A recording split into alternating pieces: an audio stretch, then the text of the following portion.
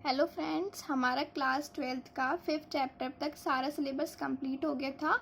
उनकी लिंक आपको description box में मिल जाएगी और चैप्टर 5 तक की प्लेलिस्ट भी बनी हुई है। और चैप्टर 5 के बाद हमने अनसोल्ड स्टार्ट किया था और अनसोल्ड के सारे सेट्स मैंने कंप्लीट करा दिए थे। उन सब की लिंक भी आपको डिस्क्रिप्शन बॉक्स में मिल जाएगी और प्लेलिस्ट भी बनी हुई है अनसोल्ड नाम से। तो चैप्टर 5 तक हमारा कंप्लीट हो गया था सिलेबस, बायो का क्लास 12th का, और अनसोल्ड भी हमने कंप्लीट करा दिए थे। अब हम स्टार्ट कर रहे हैं क्लास 12th का चैप्टर नंबर 6। चैप्टर नंबर 6 का नाम है वंशागति का आणविक आधार, मॉलिक्यूलर बेसिस ऑफ इनहेरिटेंस। ठीक है, ये चैप्टर 6 है।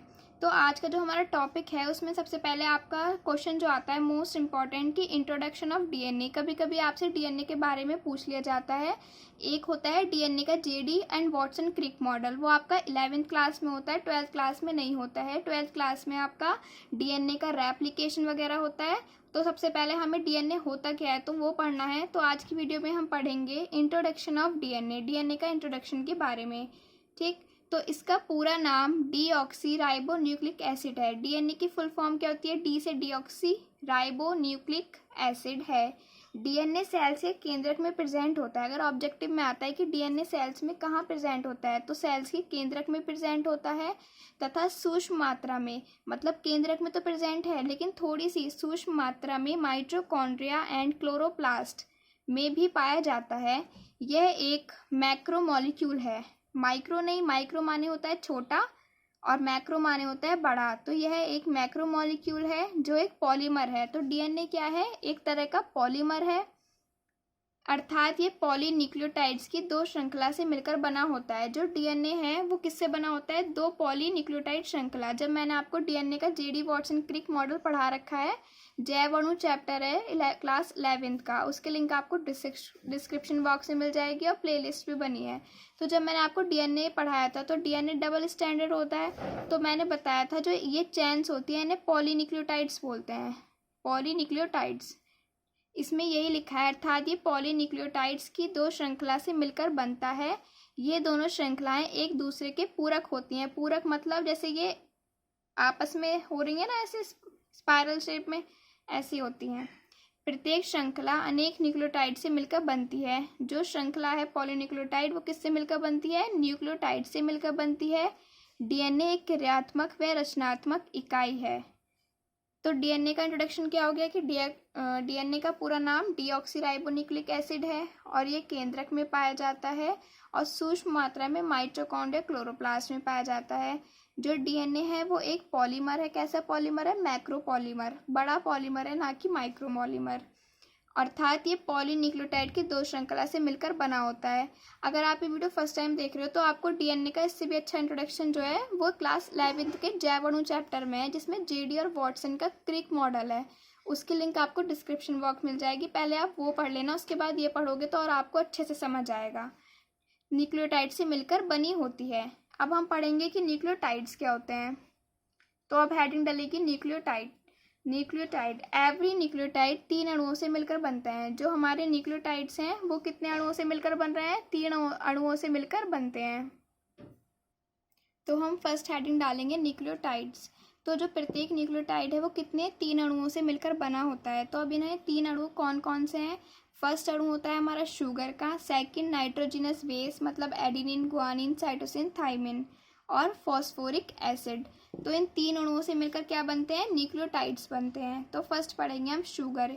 यह 5 कार्बन वाली डीऑक्सीराइबोज होती है। जो डीऑक्सीराइबोज है उसका फॉर्मूला क्या है? C5H10O4। ये कभी कभी आपके ऑब्जेक्टिव में पूछा जाता है कि डीऑक्सीराइबोज का सूत्र बताइए, तो C5H10O4 से मिलकर बना होता है। तो आपको इसका स्ट्रक्चर बनाना होता है। तो उसमें आपको जो फॉर्मूला है C5 है तो 5 ही कार्बन बनाने हैं, 10 हाइड्रोजन और O4।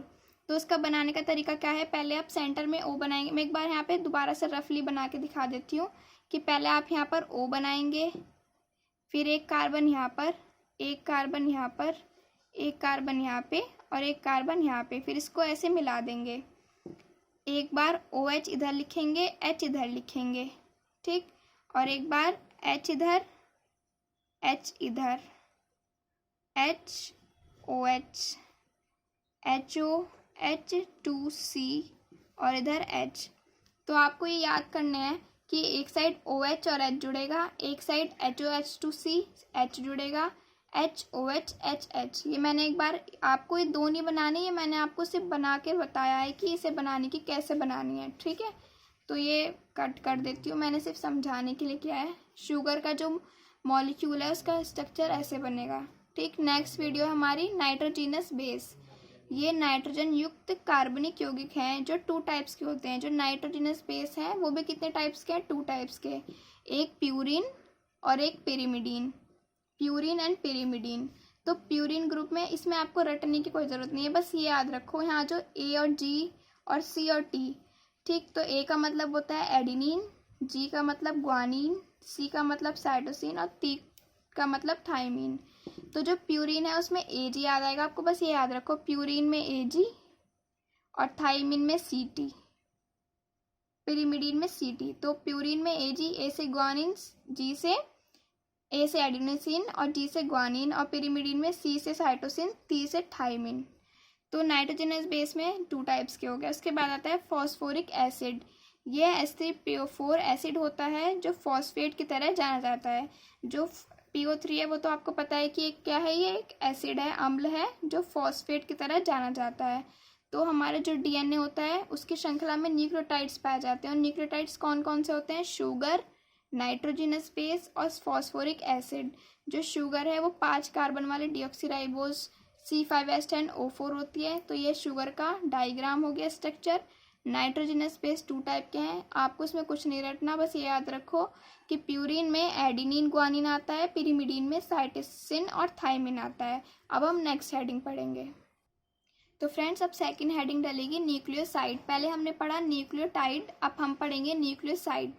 तो जब शुगर के पहले कार्बन परमाणु से नाइट्रोजन क्षार जुड़ता है तो तब न्यूक्लियोसाइड नामक अणु बनता है।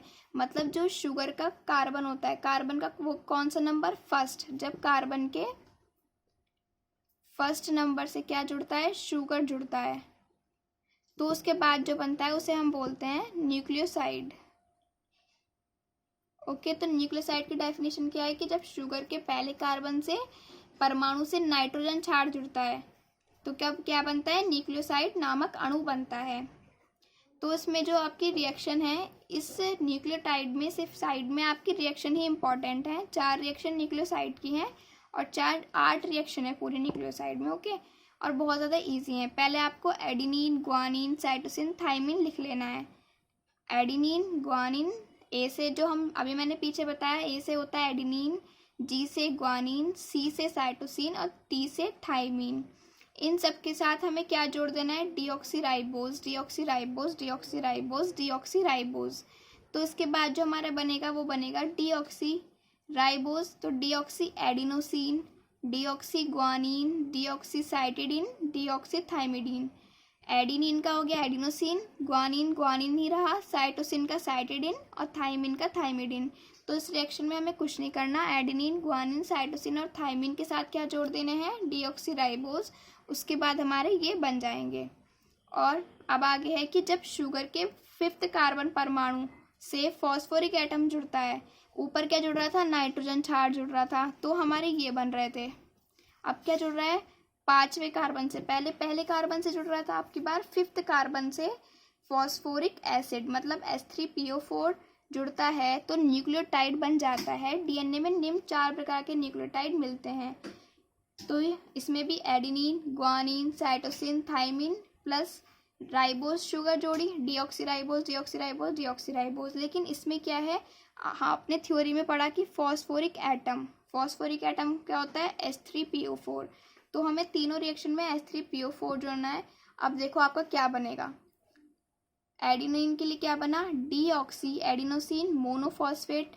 याद रखना जब भी H3PO4 आएगा तब आपको मोनोफॉस्फेट लगाना है। अगर आपने ये मोनोफॉस्फेट नहीं लगाया तो आपको 0 नंबर मिलेंगे। Adenine plus deoxyribose plus H3PO4 equal deoxy adenosine. Same है ऊपर वाली, बस इसमें मोनोफॉस्फेट लग गया। देखो deoxy adenosine, deoxy adenosine, deoxy guanine, deoxy guanine, ठीक है, यहाँ पे भी ग्वानिन। फिर साइटोडिन, डीऑक्सीसाइटिडिन मोनोफॉस्फेट, डीऑक्सीथाइमिडिन मोनोफॉस्फेट। तो दोनों रिएक्शन आपकी सेम थी।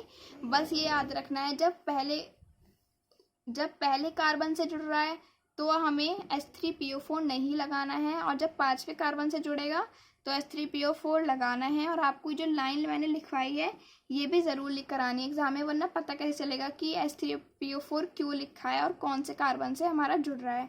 तो ये आपका था DNA का इंट्रोडक्शन। तो फ्रेंड्स वीडियो पसंद आई है तो लाइक कर देना। Thank you for watching. और अगर आपको DNA का एक और इंट्रोडक्शन पढ़ना है, उसमें मैंने पॉइंट्स वाइज लिखवाया है, तो वो आप क्लास 11th का जो चैप्टर है जैवाणु, उसमें आपको मिल जाएगा। उसकी लिंक डिस्क्रिप्शन बॉक्स में है और प्लेलिस्ट भी बनी हुई है। Thank you.